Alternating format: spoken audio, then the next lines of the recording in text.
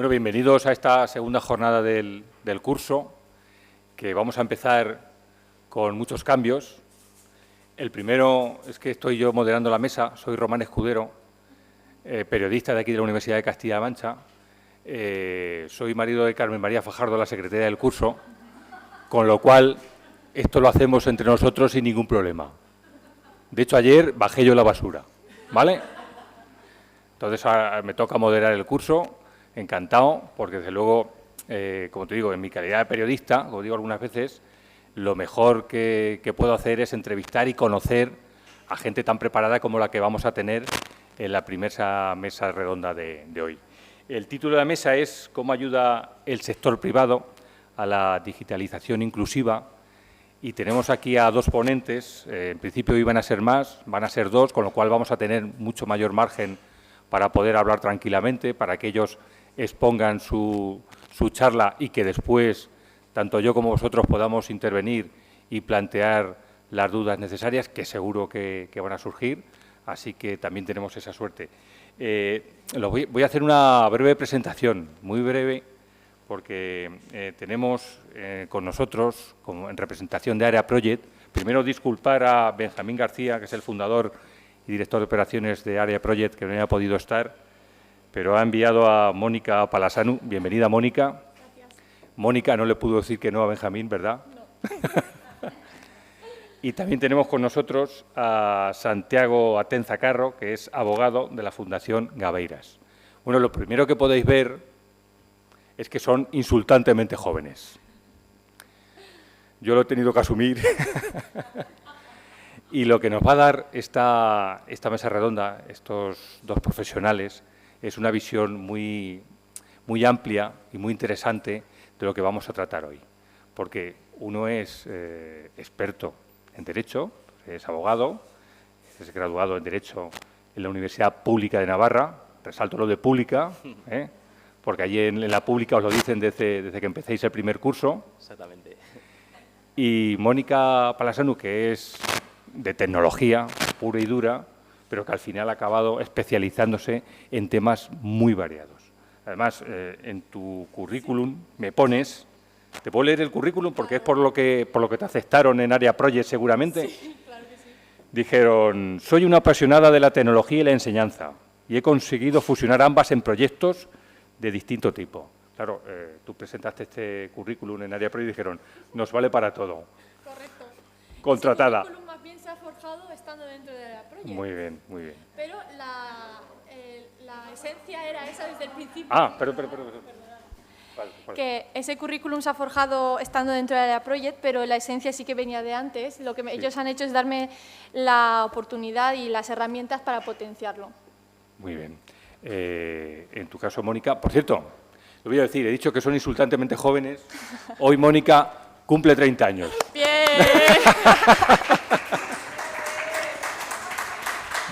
Gracias. Mónica en el día de su cumpleaños ni se imaginaba que iba a dar una charla en la universidad, ni se imaginaba que le iban a felicitar a primera hora de la mañana. Eso es. ¿Te ha llamado tu familia, por lo acordaré menos? de esto. Sí, algún mensaje he recibido, pero siempre me acordé de qué hiciste lo primero con 30 años, participar en esta jornada. Y bueno, ya lo voy a decir, Santiago tiene 25 años. Que cuando me lo ha dicho digo, te doblo la edad y no es mentira. Bueno, lo que quiero decir, fuera bromas, es que son gente que está muy preparada sobre el tema del que nos van a hablar. Yo creo que lo primero que vamos a hacer va a ser escucharlos. Ellos tienen una breve presentación de los contenidos que nos quieren dar. Se van a poner aquí para, como digo, hacer una breve presentación que yo creo que es lo interesante. Otra cosa que me encanta de esta gente joven es que vienen con una presentación de 6 diapositivas y no de 50. Tenemos que aprender de las nuevas generaciones, ¿eh? Vamos a empezar empezamos contigo, Mónica, que estás primero en el programa. ¿Ya no estás nerviosa? Me habías dicho que estabas nerviosa. Siempre, un poquito siempre. Un poquito siempre hay que estarlo, pero yo creo que vamos a aprender mucho de ti, mucho de Santiago, y después vamos a hacer una cosa, que es combinar ambas disciplinas, que yo creo que en este momento de la inteligencia artificial, de la digitalización, pues nos está dando muchas herramientas y nos está cambiando la perspectiva por completo de lo que debe ser incluso la formación académica, ¿eh? Porque ya nos tenemos que acostumbrar, incluso aquí en la propia universidad, a que el conocimiento tiene que ser multidisciplinar. Correcto. ¿Vale? O sea que yo creo que vamos a incidir en eso. Muchas pues gracias. Te voy a pedir, Mónica, que te pongas aquí, que preparamos tu presentación. ¿Vale? ¿La mezclo con esto que nos...? Sí, por avance página. No, le estoy diciendo avance página a una tecnóloga. Sí, ahí.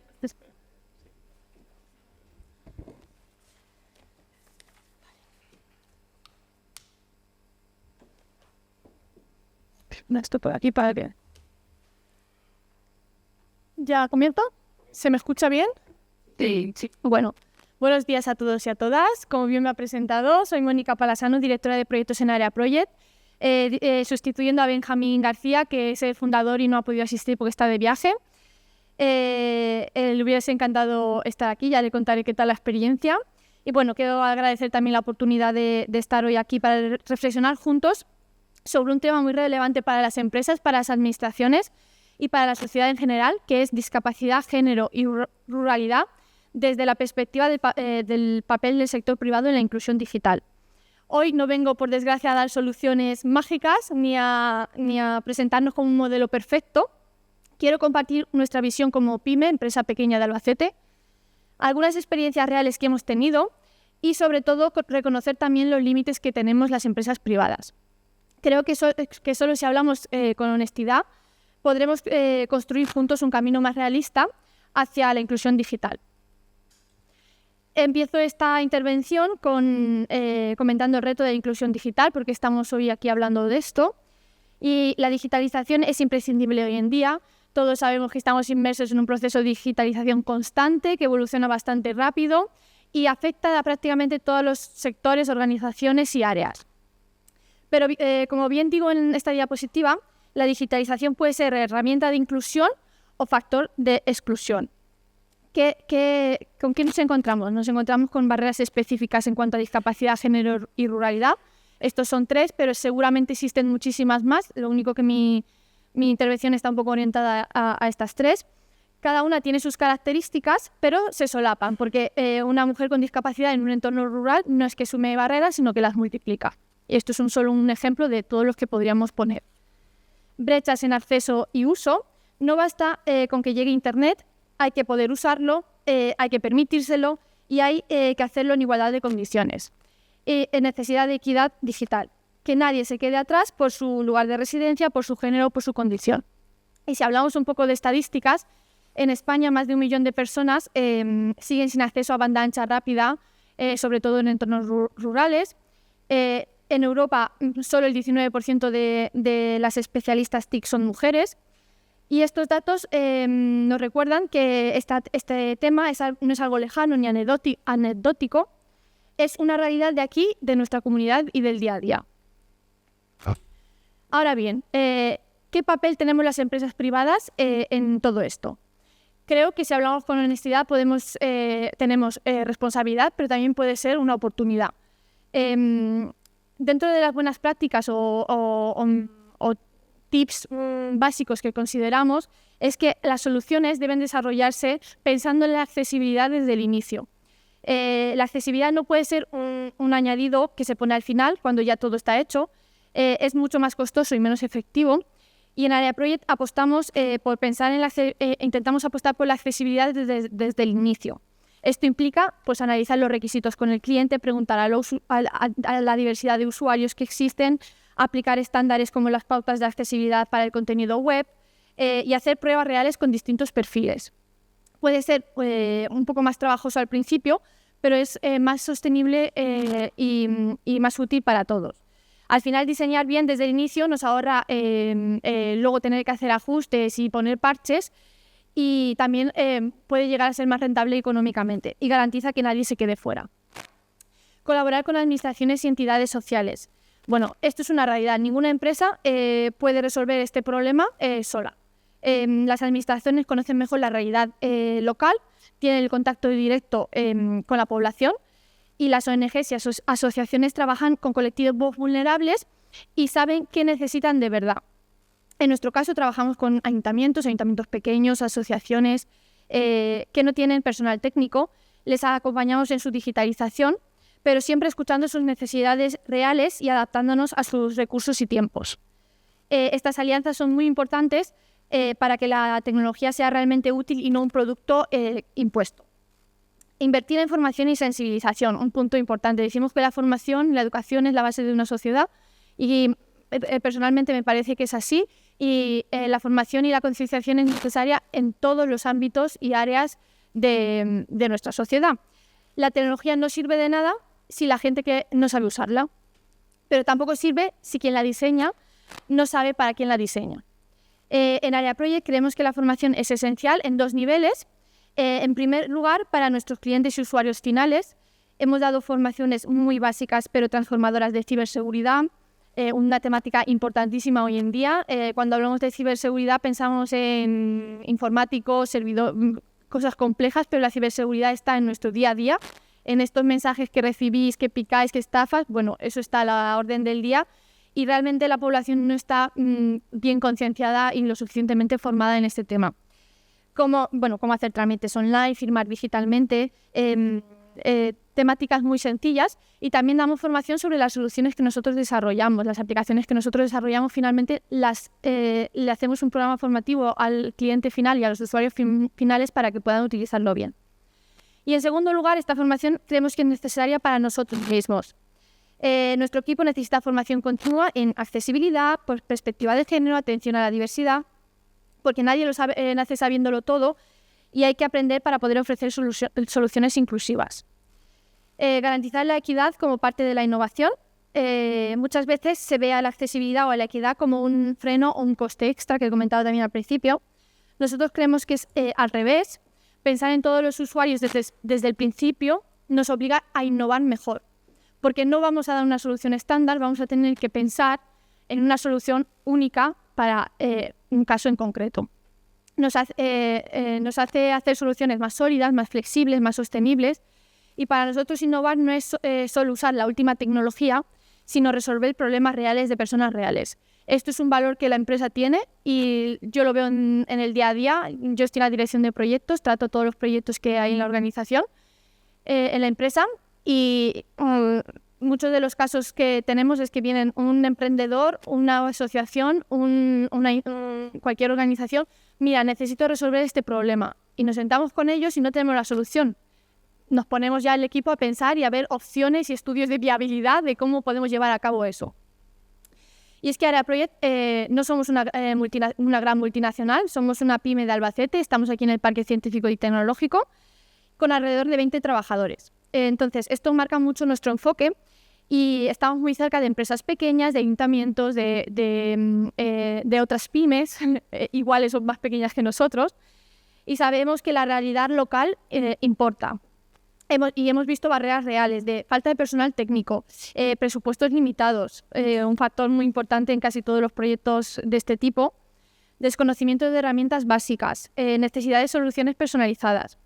Bueno, y como comentaba, lo que hacemos en Area Project es, no tenemos soluciones predefinidas. La empresa se dedica toca como todo, yo siempre digo, todos los palos de la tecnología, desde el desarrollo de aplicaciones, de páginas web, de programas, hasta servicios como alojamiento web, servicios en la nube.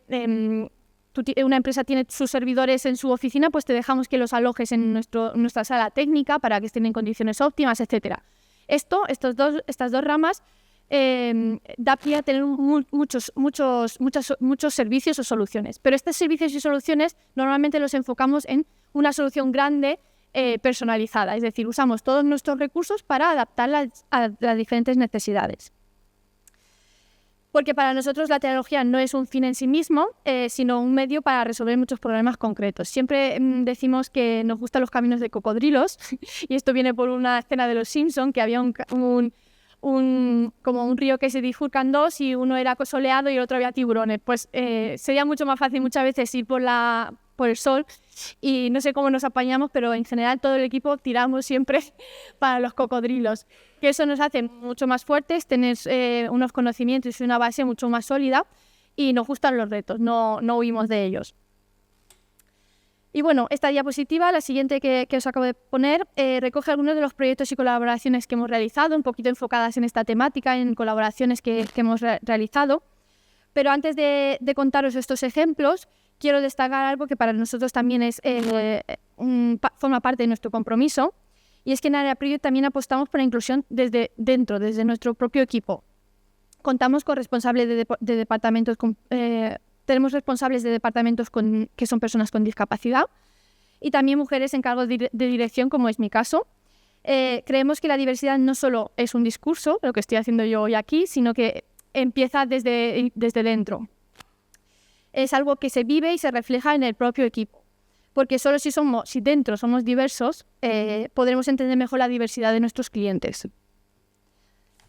Y bueno, dentro de los proyectos que os pongo aquí, hay uno que no he puesto, que me acordaba viniendo para acá, y es que las primeras wifis en zonas rurales, en institutos y colegios que se montó, yo no estaba, tenía 10 años, hoy tengo 30.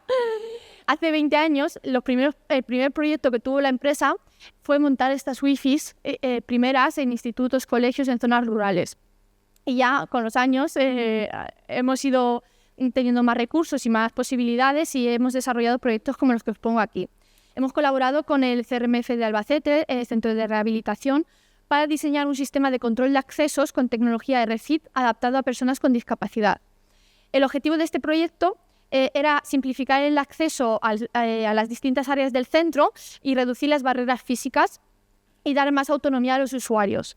Fue un proyecto muy interesante porque ha demostrado ser útil para mejorar la autonomía de las personas usuarias y se plantea replicarlo en más centros por el impacto positivo que genera. Hemos trabajado también y hemos colaborado con el tercer sector, con organizaciones sin ánimo de lucro para la infancia vulnerable en Castilla-La Mancha. Participamos en un plan regional para ayudar a entidades del tercer sector que trabajan con infancia en situación de vulnerabilidad y les ayudamos a modernizar sus servicios, mejorar su gestión digital y, sobre todo, acercar oportunidades reales a niños y adolescentes. En este proyecto hicimos una transformación digital muy amplia y completa, que esto empieza desde la consultoría o escuchar las necesidades de estas organizaciones y ver cómo las enfocamos desde el asesoramiento, que no me salía la palabra. Empieza desde el asesoramiento. ¿Y qué hicimos? Desde instalación de redes wifi seguras para poder tener buena conexión. Muchas de estas organizaciones están en localidades pequeñas también. Mejoramos la ciberseguridad, diseñamos e implementamos sistemas para almacenamiento Hoy en día casi todo se vuelve digital, se trabaja de forma digital, con documentación, plataformas, etcétera. Les diseñamos una estructura digital para poder trabajar todos estos datos que tenía, además datos sensibles. Muchas veces desarrollamos una plataforma de formación, tanto para la formación de las personas que ayudan en estas organizaciones como para los propios usuarios. Y todo esto finalizó con una formación a todos los usuarios de todas las organizaciones para que supiesen utilizar esta tecnología y esta digitalización que habíamos implementado. También colaboramos con Believe, que no sé si lo conocéis, es el Centro de Competencias Digitales de Castilla-La Mancha. Su objetivo es acercar la tecnología a las personas y reducir la brecha digital. Hemos estado colaborando con ellos muchos años, 5 o 6 años llevamos colaborando con ellos, y aquí trabajamos para ofrecer formación adaptada a las habilidades digitales básicas. Muchas personas en municipios pequeños necesitan aprender desde lo más sencillo, utilizar el correo electrónico, acceder a servicios públicos, realizar gestiones online.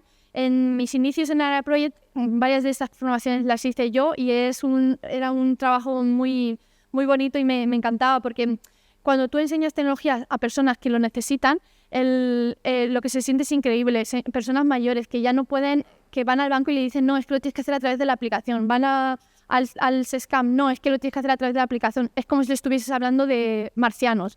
Y dejarles unas indicaciones y que lo puedan entender y que tengan los mínimos recursos para poder apañarse es muy gratificante, muy gratificante. Y Area Project en este proyecto lo que ha hecho ha sido tanto desarrollar, programar lo que es la plataforma de formación, donde pues, se ponen todos los cursos, se hace la gestión, a qué localidades hay que ir, etcétera, como la propia impartición de las acciones formativas, como os comentaba.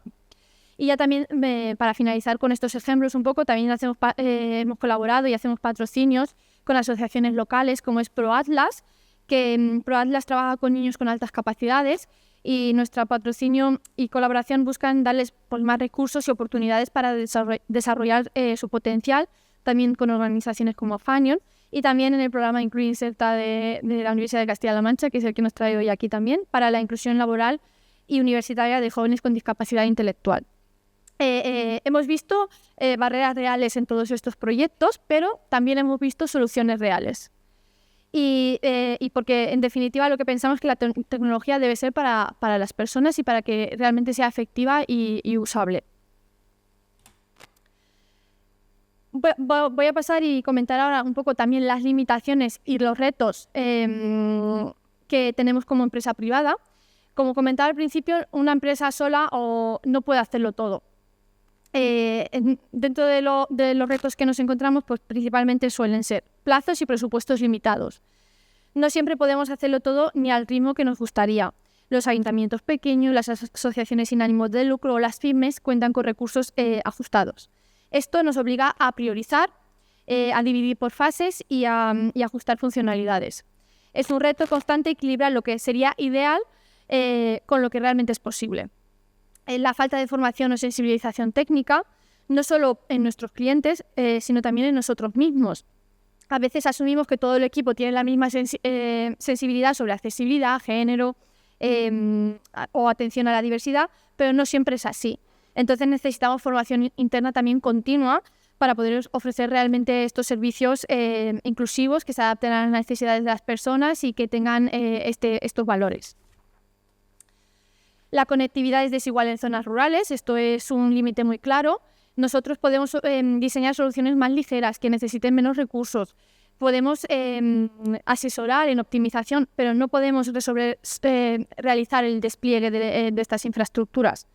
Aquí la colaboración público-privada es imprescindible. Equilibrar sostenibilidad económica con accesibilidad.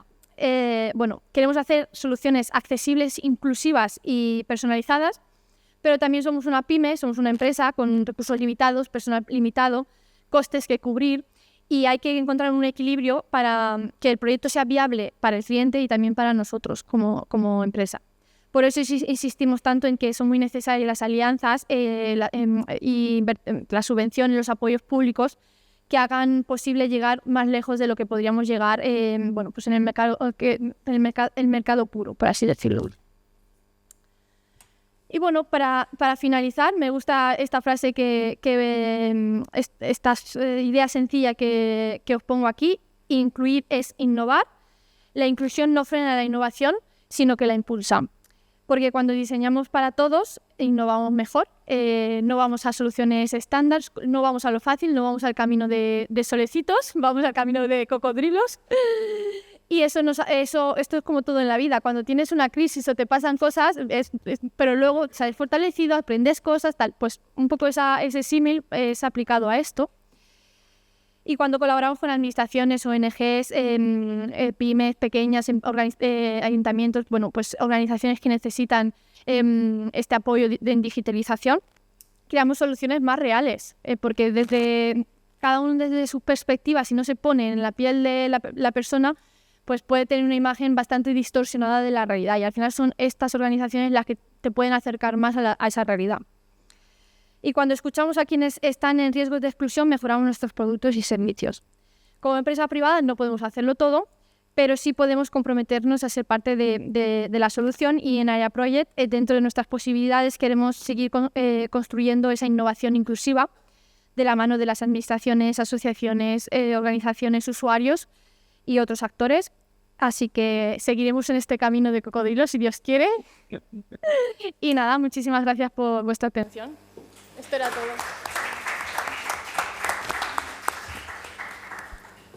Muchas gracias, Mónica. Nada. Benjamín estará contento, y tranquilo. Me ha quedado una frase que os atribuís todos los trabajadores de la empresa: soluciones reales para personas reales. Además, yo creo que eso es algo que os va alimentando día a día, Sí, ¿no? sí. Sois mejores profesionales gracias al trabajo que hacéis. Sí, de esta 100%, manera. 100%. Yo soy una persona que cuando cojo una cosa y ya la domino, o más o menos la domino, y siempre es repetitiva, como que pierdo la motivación y digo, uy, estoy en crisis. Otra cosa. Y lo bueno de Area Project, que desde que terminé de estudiar, yo he estado siempre en esta empresa, no he estado en ninguna más, es que todos los días son diferentes o hay etapas diferentes. ¿Por qué? Por este tipo de proyectos. Nunca es A, B o C, siempre nos gusta afrontar los retos y lo hacemos con ilusión, con ganas, conectamos mucho con las personas que nos llegan con sus proyectos. Y en mí y en gran parte del equipo eso es un regalo, porque es no entrar en crisis constantemente. Madre mía, de todas maneras es un estrés continuo, porque son retos casi diarios. Sí. Hay debe haberlo, cierto nivel de frustración por decir, sabemos que podemos hacer más, pero sigue habiendo barreras que nos impiden ofrecer una solución que debe ser inmediata, porque todo lo que nos retrasemos en soluciones para personas que tienen esas limitaciones, estamos afectando a la calidad de vida. Sí, 100% hay cierta parte de frustración y cierto como desgaste, a ver por dónde podemos sacar los recursos para poder sacar ciertos proyectos que nos parecen muy necesarios, muy buenos, etcétera. Hay veces que nos tenemos que resignar, y eso también se aprende con resignar, no es la palabra, pero aceptarlo y llegar hasta donde podamos en una primera fase y Exacto. pensar en una segunda fase después. Te vas acostumbrando y además que es bueno, más que frustrarse y resignarse, es decir, vale, vamos a ver dónde podemos llegar hasta hoy, porque ya este poquito que estamos haciendo ya es más que nada y vamos a ver cómo podemos hacer las siguientes fases. Pero sí, a veces pues, cogemos otra carrera que es la de buscar ayuda, hablar con una empresa, a ver si quiere colaborar con nosotros, etcétera. Pero bueno, no siempre es posible. Qué maravilla. ¿Te has soltado ya directamente, a que sí? Sí. No, yo estoy... yo tengo nervios en el pre. Una vez que arranco la moto... Pues nada, nos queda mucho. Pues ahora es el turno de Santiago. Por cierto, muchas gracias a nuestros compañeros intérpretes de lengua de signos, que seguramente que no les está costando seguir tu traducción. ¿A que no? No lo sé. No sé si lo muy técnico. No, que va. Muy bien. Muchísimas gracias. Bueno, Santiago, vamos a... Ahí la tienes, muy bien, perfecto. Muy bien. Qué gusto da que dominen todo, prácticamente. Os habéis dado cuenta, ¿no? Y, oye, muchas gracias por esa referencia a los Simpsons. Claro, vosotros cuando nacisteis ya se emitían los Simpsons. ¿No tendrás alguna otra referencia a los Simpsons? De hecho, llevaban varias temporadas. Efectivamente. En fin, vamos a obviar ese ataque a ciertas personas aquí presentes y vamos a dar paso a Santiago. Con esta vamos a hacer lo mismo, ¿vale, Santi? Perfecto. Nos explicas más o menos lo que tú tienes pensado y luego establecemos ese diálogo, seguramente va a ser Muy bien. muy interesante. Me ¿vale? parece genial. Venga, adelante. Bueno, buenos días. Ante todo, quiero agradecer a la Universidad de Castilla-La Mancha y a las profesoras Juana Morcillo y Susana Serra por la invitación a este curso, por formar mesa con Mónica, que como habéis visto es una gran profesional, y también por la cálida presentación de Román. Para empezar, querría justificar la presencia de Fundación Gabeiras aquí. Desde 2016, la Fundación trabaja para, utilizando el derecho y la cultura, crear y construir una sociedad más paritaria, más inclusiva, más igualitaria y, en definitiva, más justa. La Fundación tiene, como podéis ver, 4 líneas de trabajo.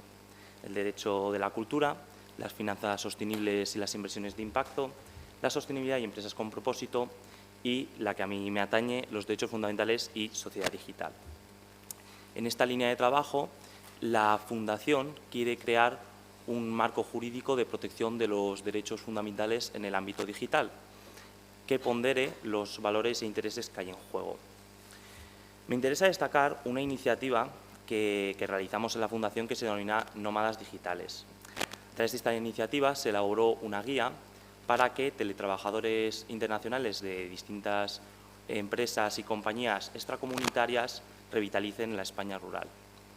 Esta oportunidad surgió a través de la nueva ley de startups, la cual posibilitaba la llegada de estos nuevos teletrabajadores a distintos pueblos de la España rural.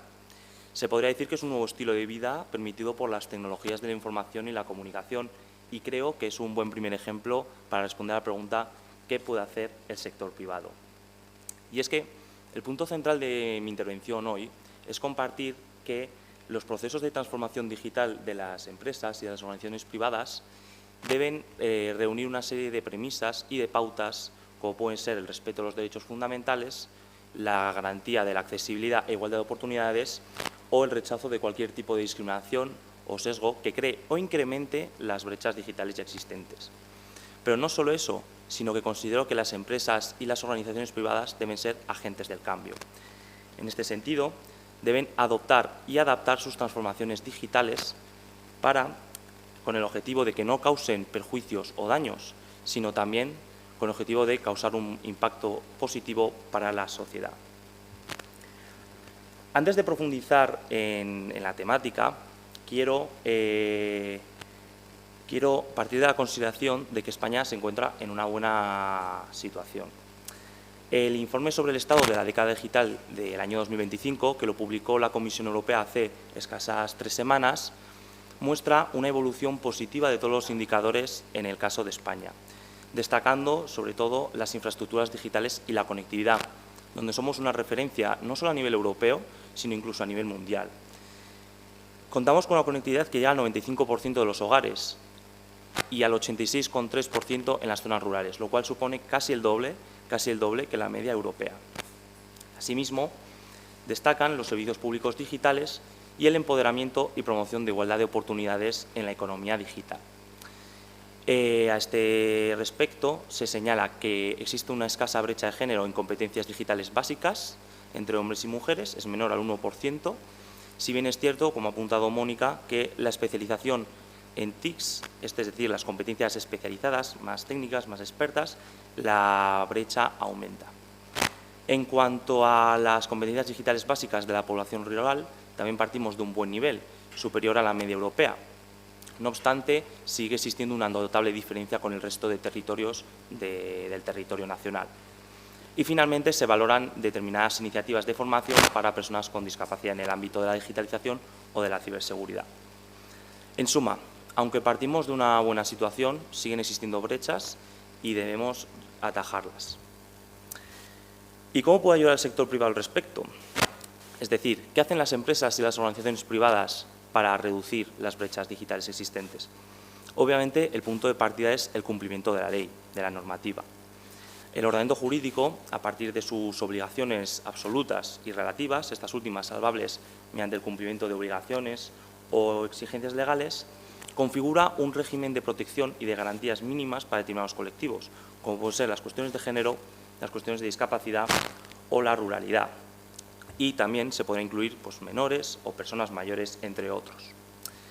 Por ello, el cada vez más extenso ordenamiento jurídico orienta los procesos digitales de las entidades privadas para que sean respetuosos con los derechos y las libertades de las personas.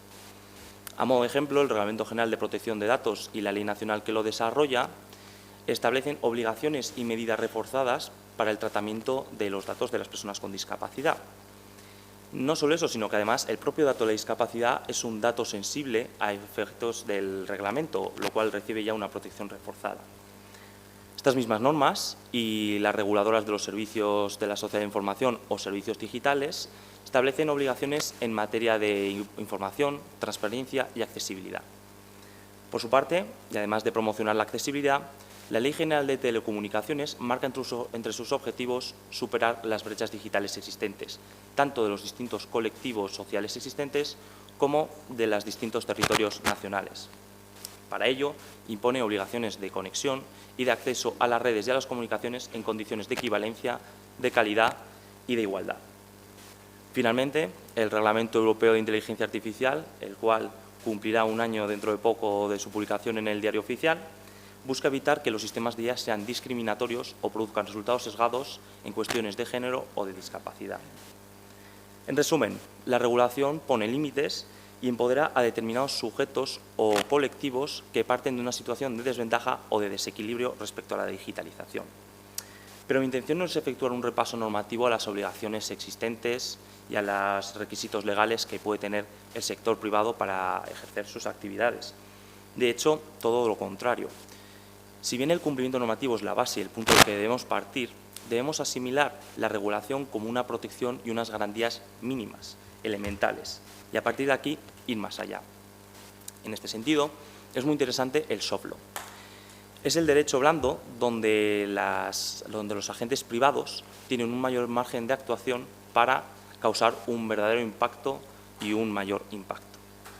Por ello, como he dicho, no es suficiente la visión antropocéntrica y empoderadora de la legislación. Es necesario que las empresas y las organizaciones privadas adopten una conciencia socialmente responsable para delimitar, encauzar y alinear su transformación digital conforme a valores éticos, humanistas y sostenibles.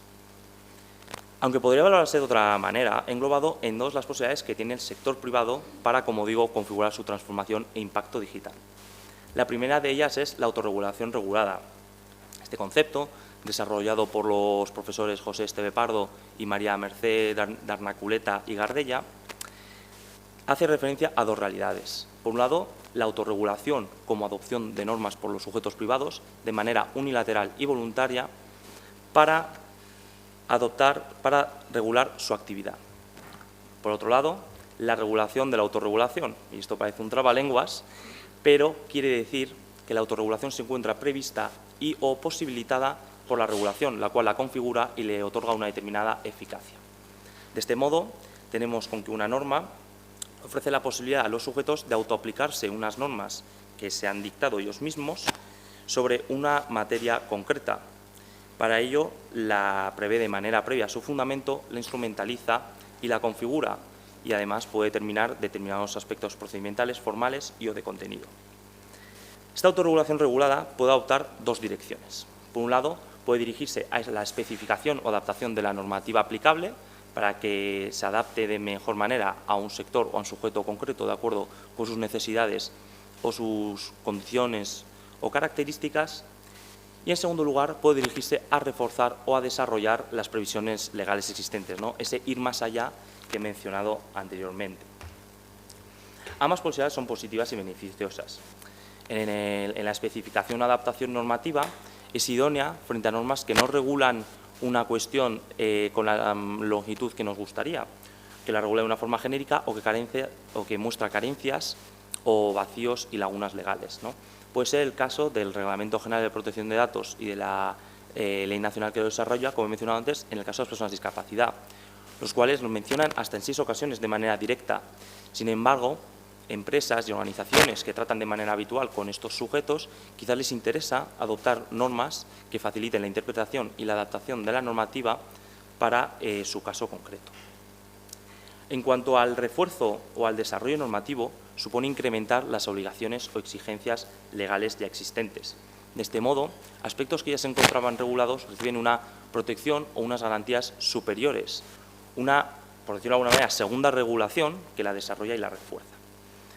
En este sentido, con el objetivo de hacer una inteligencia artificial más fiable y más segura, el Reglamento Europeo prevé en su artículo 95 la posibilidad de que cualquier sistema de IA adopte requisitos voluntarios añadidos, como puede ser, y cito expresamente, la facilitación de un diseño inclusivo y diverso de los sistemas de IA o la evaluación y prevención de los perjuicios de los sistemas de IA para las personas vulnerables o los colectivos de personas vulnerables.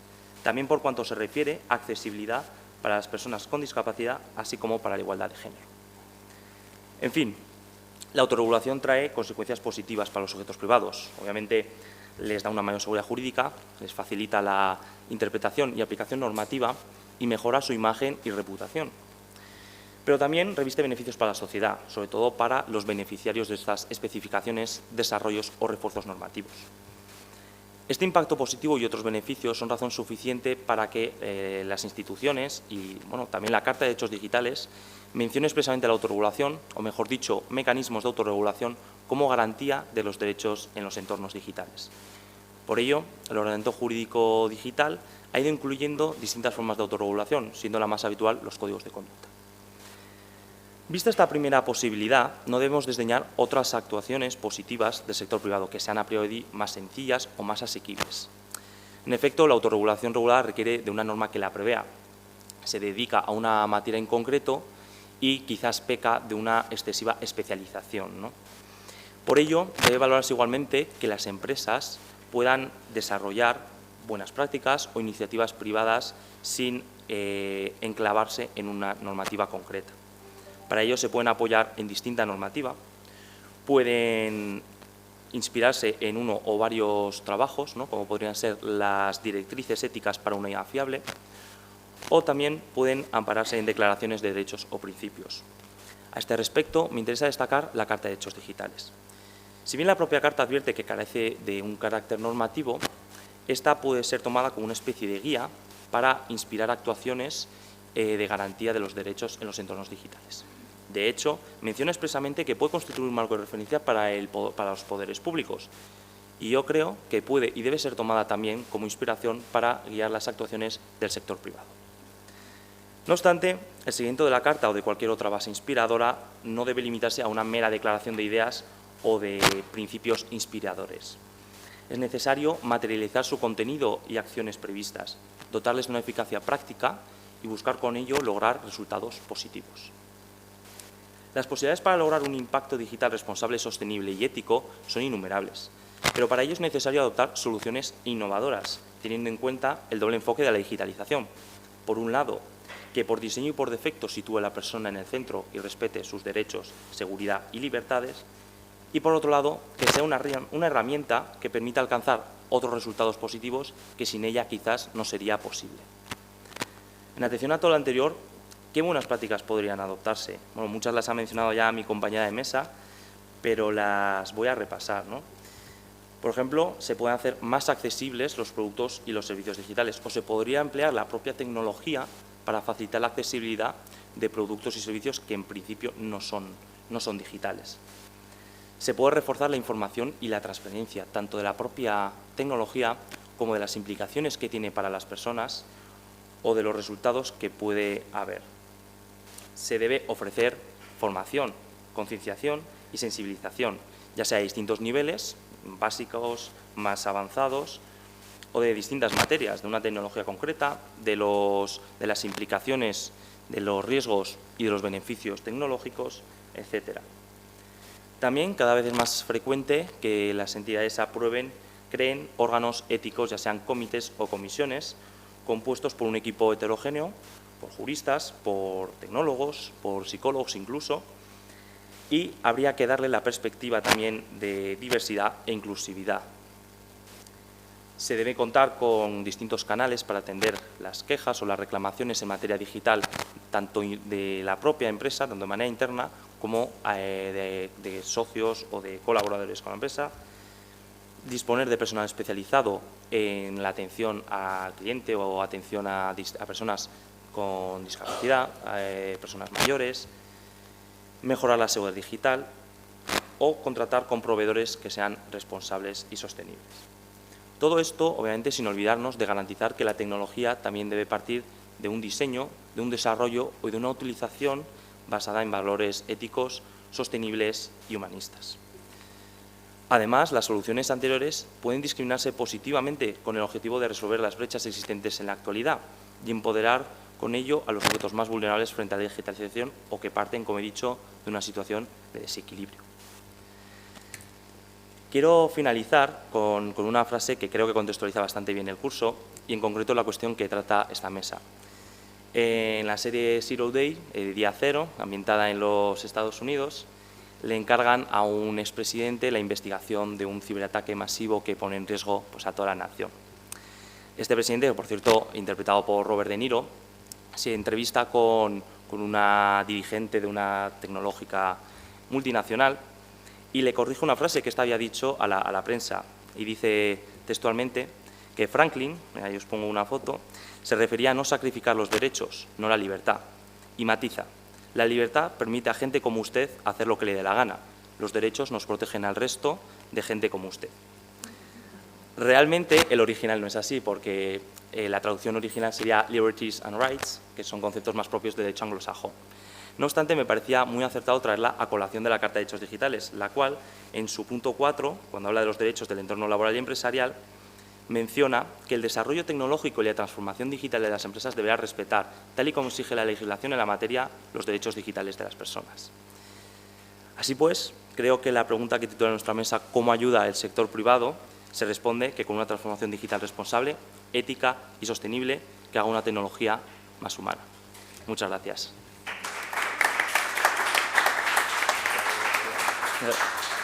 Me pongo ahí, sí.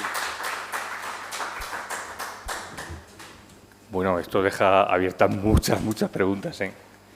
Y me voy a empezar por la última, Santiago, y además lo enlazo con lo que ha comentado también Mónica.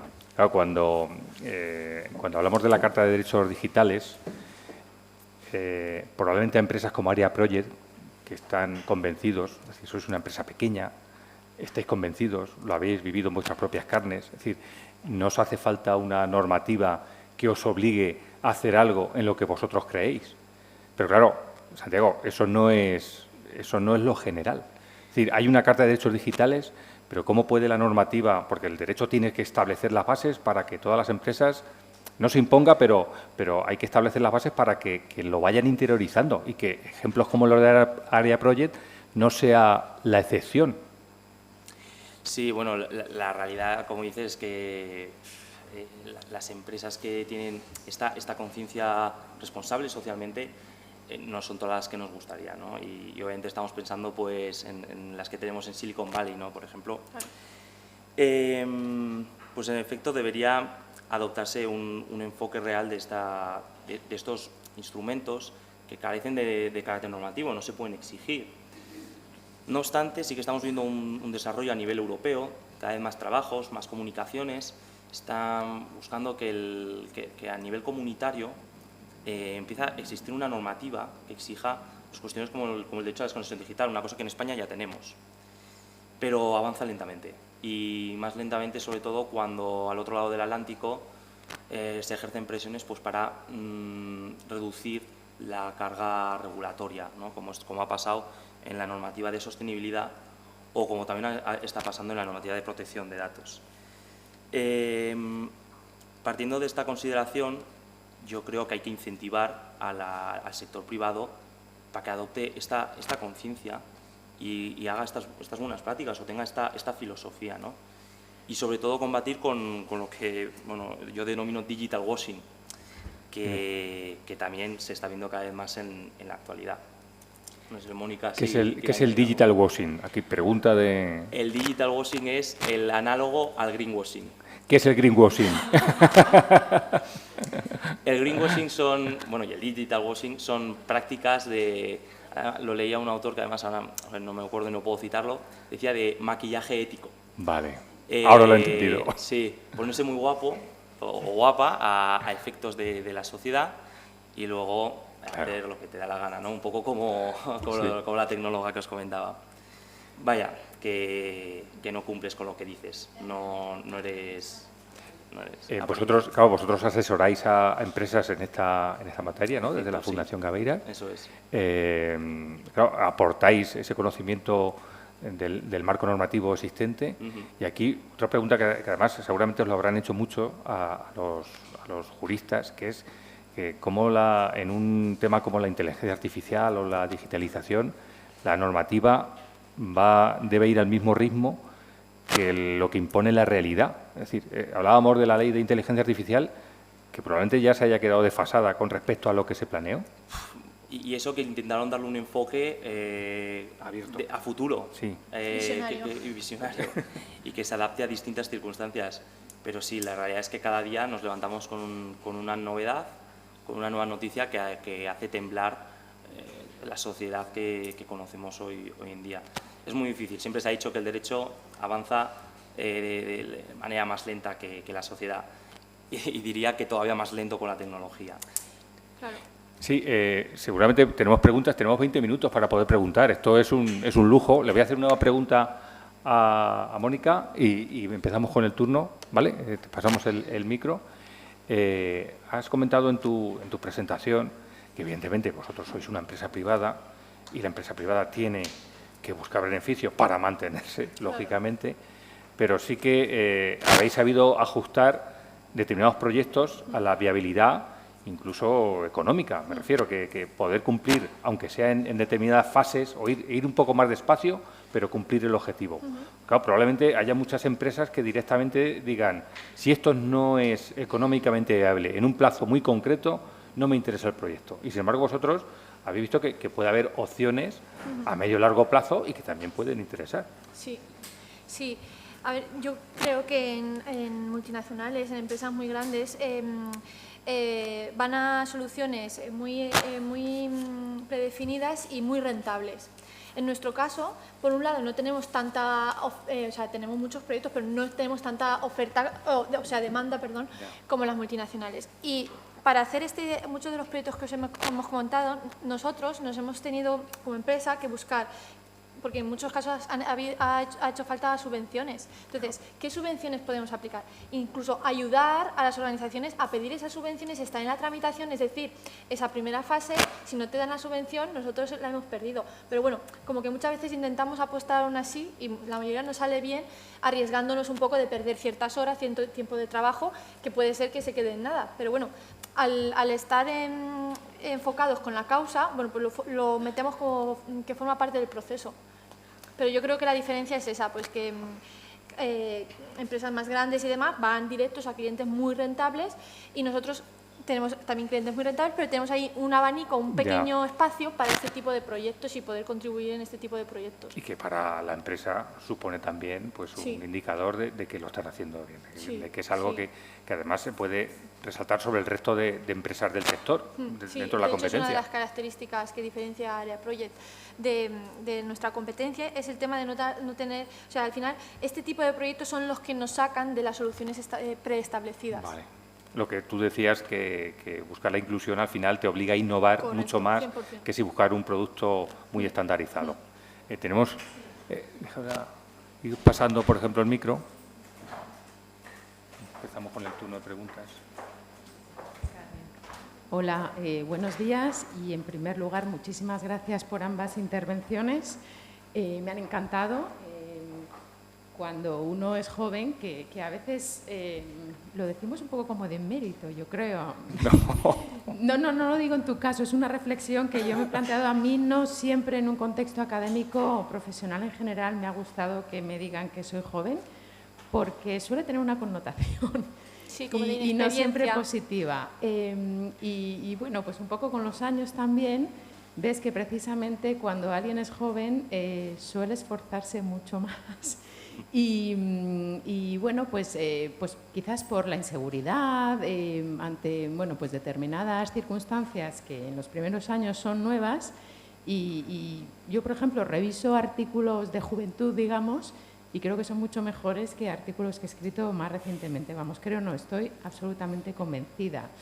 Y en cualquier caso, bueno, me han encantado las dos intervenciones, tanto desde el punto de vista del contenido como desde el punto de vista de la exposición. Con mucha pasión, se nota que os gusta vuestro trabajo, y lo que quería decir como directora del curso con Juani es que hemos seleccionado estas dos empresas. Bueno, la Fundación no es estrictamente una empresa, precisamente porque son modelo de buenas prácticas. Nos han venido a contar buenas prácticas, pero es que son modelo de buenas prácticas, y nos parece que dentro de esta reflexión general sobre los distintos actores que han de acompañar los procesos de inclusión digital, entidades como las que nos acompañan hoy, Area Project y Fundación Gabeiras, son indispensables. Ayer Sandra Pámpanas, en sus intervenciones, aludía a la necesidad de garantizar intermediarios en todos estos procesos, intermediarios entre las administraciones públicas que tienen determinados presupuestos, que tienen obligaciones públicas, lógicamente, y entre los colectivos vulnerables o colectivos que estamos analizando aquí. Bien, pues este tipo de entidades, lógicamente, desempeñan esa función, junto con otras, función de intermediarias. Y entonces yo creo que es interesante plantearnos cómo se puede potenciar el papel de estas intermediarias y, bueno, pues en su caso, qué cambios normativos o de política pública cabría establecer para potenciar este papel. Nos habéis contado vuestra forma de operar, pero yo sí que os pediría quizás a ver si podéis profundizar un poquito más, y en realidad esto conecta con lo que acaba de decir Mónica en respuesta a la pregunta de Román. Es decir, trabajáis porque os interesa el tema, porque os motiva el tema, en ocasiones pro bono. Fundación Gabeiras es la prima hermana de un despacho de abogados que no es un despacho al uso. En Gabeiras y Asociados es un despacho que además tiene el sello específico, bueno, pues de una empresa con propósito y que además en ocasiones trabaja pro bono, es decir, sin cobrar, pues porque cree en ello, no ya solo porque haya igual una normativa específica, sino porque realmente cree en ello y lo demuestra. Y Area Project claramente también. Pero una forma de trabajar que yo creo que compartís y quizás lo podéis explicar con algo de detalle, tú, Mónica, ahora lo apuntabas, es precisamente acompañando a colectivos o a personas individuales, por ejemplo, en la solicitud de ayudas públicas, identificando ayudas públicas y solicitando la ayuda pública no tanto para que revierta directamente en ese colectivo, sino para trabajar en un proyecto, pues si no es de nómadas digitales, es de formación, por ejemplo, y yo creo que esa es una vía muy interesante y bueno, pues yo no sé si nos podéis contar un poquito más ese aspecto. Y simplemente un apunte, casi por alusiones, la Carta de Derechos Digitales es verdad que no es una norma, en mi opinión debería serlo, pero no lo es. Dicho esto, algunas normas recientes la han incorporado, es decir, algunos aspectos de la Carta a día de hoy sí son norma. Pues la Ley General de Telecomunicaciones la menciona, la Ley de No Discriminación del año 2022 también la menciona y, por lo tanto, pues la no discriminación incluye también la no discriminación digital y eso pues, puede tener muchas consecuencias. Y luego Red.es, que es una entidad pública, bueno, pues sacó unos contratos de muchísimo dinero, uno de ellos está residenciado aquí, en la Universidad de Castilla-La Mancha, para pagar equipos de investigación justamente que analicen la posibilidad de hacer efectivos los contenidos de la Carta. Y aquí en Castilla-La Mancha, la profesora Luz Rodríguez, que es catedrática de Derecho del Trabajo, que fue secretaria de Estado de Trabajo hace unos años, lidera un grupo de investigación en el ámbito de los derechos laborales y empresariales y bueno, pues está realizando un trabajo extraordinario en este ámbito y bueno, pues la UCLM se enorgullece también de participar de todo esto. Así que yo os animo, si podéis, a que desarrolléis un poquito esta forma de operar, que yo creo que es muy interesante y que realmente es una buena práctica, como bueno, pues, pedir subvenciones o si podéis poner igual algún ejemplo concreto de alguna cosa que se haya hecho en vuestras entidades. Muchas gracias. Muy bien. Yo, en el caso de Area Project, relacionado con la pregunta, creo que el acompañamiento completo que hacemos con nuestros clientes es por la filosofía con la que ha nacido la empresa. La empresa, cuando se creó, tuvo sus proyectos iniciales típicos y demás, pero siempre tenían una visión diferenciadora, que es buscarnos los recursos. Nosotros, bueno, yo no, pero no estaba todavía, pero la empresa creó aquí en Castilla-La Mancha el primer centro de proceso de datos para dar servicios a las empresas de la región. Un centro de proceso de datos es una sala técnica con servidores y demás que da servicios parecidos a Google Drive. En vez de que contratarlo a Google, pues empresas de Albacete pueden contratarlo aquí en Albacete y sus datos están aquí. Y un montón, podrían haber comprado cualquier herramienta para desarrollo web, no, pero crearon la suya. Entonces, al tener esta independencia, porque es independencia tener nuestros propios recursos y no depender de un tercero, no nos tenemos que ajustar a lo que nos piden por arriba, porque lo máximo somos nosotros y nosotros podemos manejar nuestros recursos a nuestra manera. Entonces, hay una filosofía de buscar los recursos cuando se necesitan para nosotros mismos.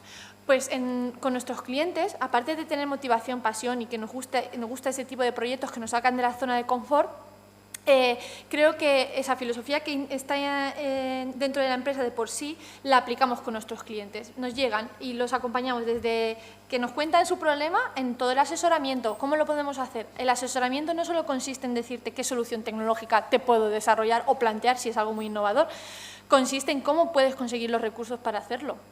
Y es beneficioso para dos partes. Por un lado, podemos dar solución a la necesidad del cliente y por otro también es beneficioso para nosotros porque podremos desarrollar ese proyecto y tiene una repercusión económica y un beneficio para la empresa. Entonces, lo asumimos como nos llega un problema, si dentro del problema que hay uno es el recurso, vamos a ver cómo lo podemos conseguir.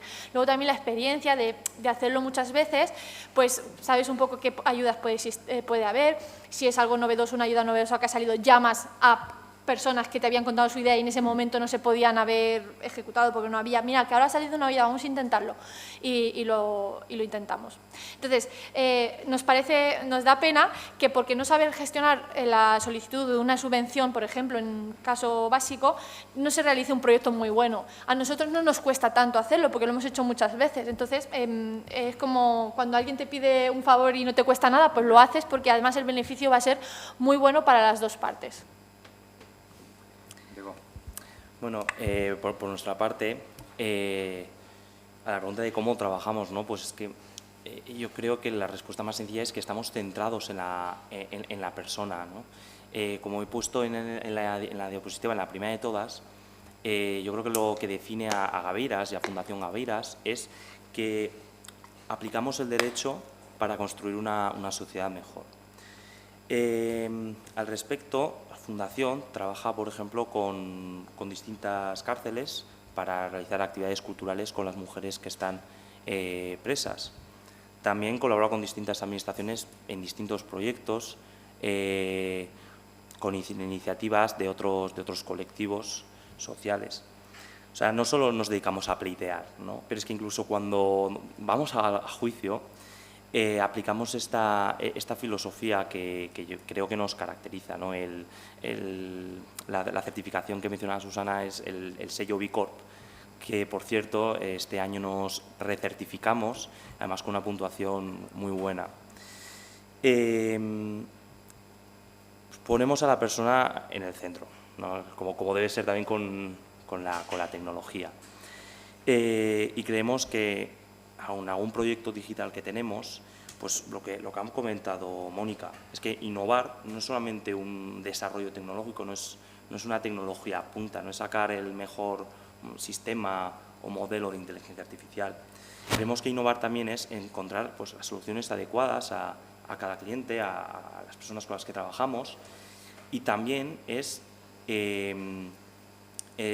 incluir la ética, incluir la responsabilidad y la sostenibilidad a la tecnología, ¿no? Esta perspectiva, esta reflexión de lo humano, de la comunidad dentro de la tecnología o de cualquier línea de trabajo que tengamos, es un poco lo que nos define a nosotros y a nuestra manera de trabajar.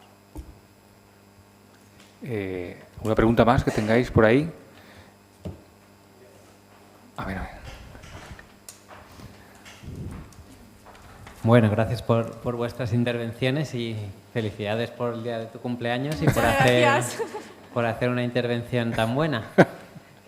Bueno, simplemente comentar que me gustaría ver si se pueden poner ejemplos reales, porque creo que es donde nosotros nos podemos situar en vuestra posición de una manera más clara, obviamente sin dar datos de empresas, pero ejemplos de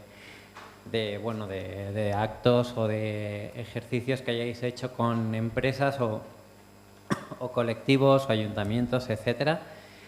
Y una segunda pregunta, ya un poco con más salsa.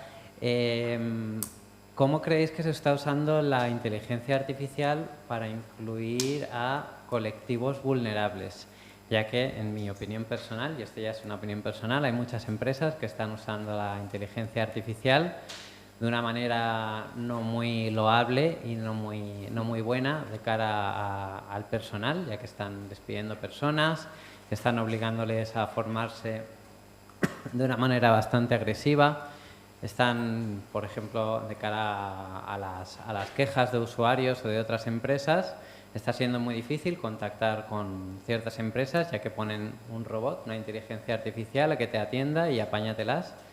Y la verdad que creo que hay un doble filo en el que la inteligencia artificial tiene muchas posibilidades, pero que hay empresas que están beneficiándose económicamente de ello, no están haciendo un uso bueno de cara a los clientes, personalmente. Y bueno, ahí ya creo que es una opinión más personal sobre lo que vosotras y vosotros creéis. Vale, ¿contesto yo? Venga, Mónica. Primera. Para la primera parte de ejemplos reales de proyectos que hayamos hecho, por ejemplo, comentaba Susana, el Red.es ha sacado unas subvenciones para la digitalización desde empresas de 0 a 3 trabajadores hasta más de 50.000 trabajadores. Una parte de esas ayudas eran para la digitalización de las empresas, creándose una página web, teniendo un sistema de gestión, de facturación, etcétera.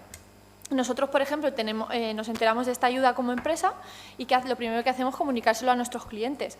También comunicárselo a clientes o organizaciones con las que hemos trabajado en el pasado, como que no. Les contactamos, mirad, han salido estas ayudas, creemos, porque hay veces que los conocemos por relación y hay veces que los conocemos simplemente porque son de Albacete, sabemos un poco a qué se dedican y creemos que les viene bien. Contactamos con ellos y los informamos de estas ayudas. Nos sentamos con ellos y les proponemos qué creemos que les puede venir bien, previamente escuchando sus necesidades. Luego ha salido otro paquete de ayudas de Red.es que es para soluciones de consultoría de varios tipos, de inteligencia artificial, de ciberseguridad, etcétera. Contactamos con ellos, hay veces que ellos contactan con nosotros porque se han enterado, si no se han enterado nosotros contactamos con ellos y les decimos, mira, podéis aprovechar estas ayudas, os va a salir gratis que os hagamos una consultoría de ciberseguridad para mejorar vuestras instalaciones, servicios, etcétera. No sé si puedo decir puedo decir perfectamente nombres de por ejemplo, estos son ayudas recientes. Con BAICO, con la asociación BAICO, que trabaja con la infancia y la adolescencia vulnerable.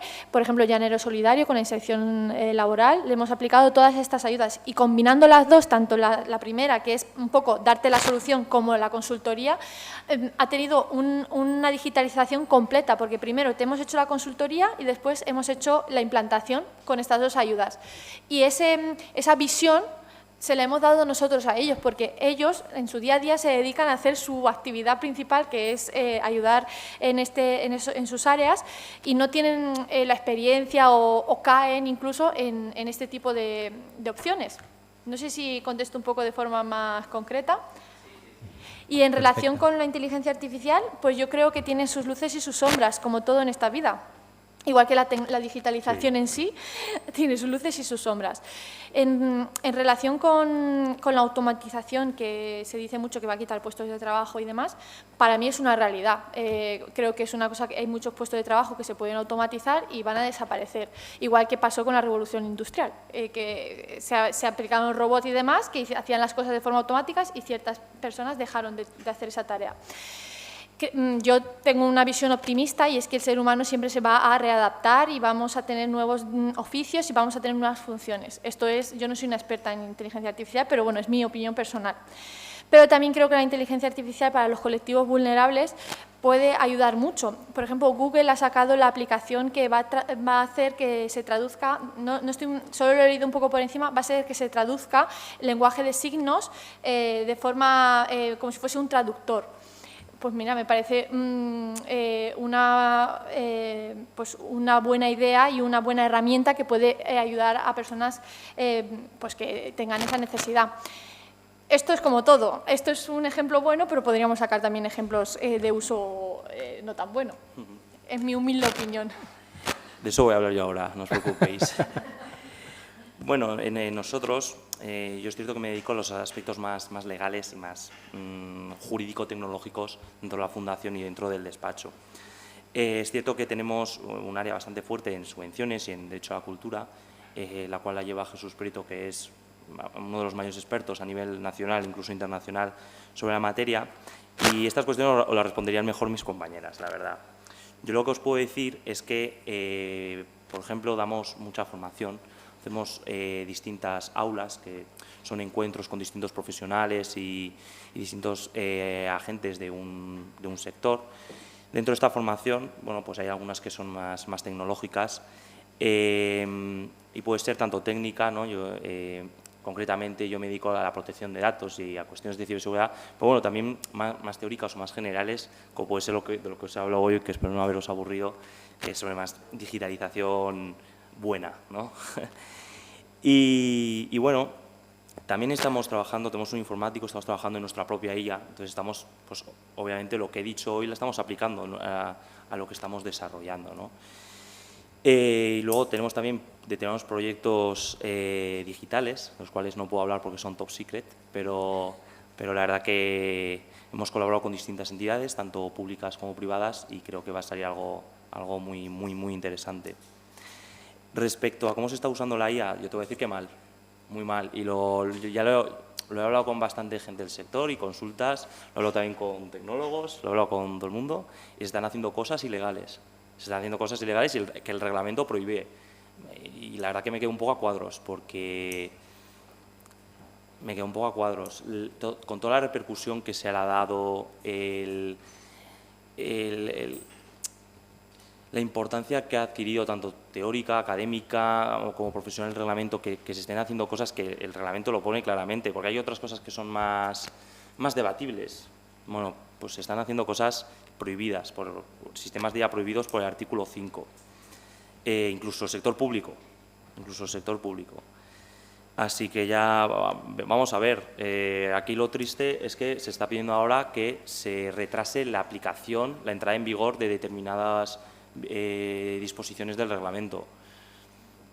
Estamos en un periodo de incertidumbre, la verdad, y creo que no sé si acabaremos en un futuro como Blade Runner o un futuro apocalíptico, pero no se están haciendo las cosas bien, ¿no? Pues nos estáis dejando la visión apocalíptica y la visión optimista. Complementáis perfectamente para que digamos, bueno, de momento vamos a continuar con el curso, que el mundo no se acaba. Hemos llegado a las 10:30, se nos ha pasado esto, fíjate, con dos temas que habéis complementado perfectamente. Tal vez nos hayan faltado muchos temas que tratar, evidentemente. Con esto podríamos estar hablando muchísimo tiempo. El tema, por ejemplo, de la formación, que habéis incidido tanto uno como otro, que es imprescindible para poder tener una base en la sociedad que nos haga afrontar los retos de una manera muy distinta. Y también quedarnos con esa visión optimista de que estamos con una buena base. Decías que tecnológicamente España es un país que está preparado porque tiene, por ejemplo, la banda ancha llega a un porcentaje muy grande de la población, pero claro, siempre nos quedamos con el 83%, pero no con el 17% al que no le llega esa banda ancha, y que los que sí tenemos esa suerte de poder disponer en el día a día y que prácticamente cuando no tenemos datos nos ponemos nerviosísimos, esa gente está viviendo sin ello, así que todavía queda mucho por trabajar. Os voy a agradecer mucho vuestra presencia aquí, Santiago, Mónica, así que al público le pido un aplauso por esta charla. Muchísimas gracias.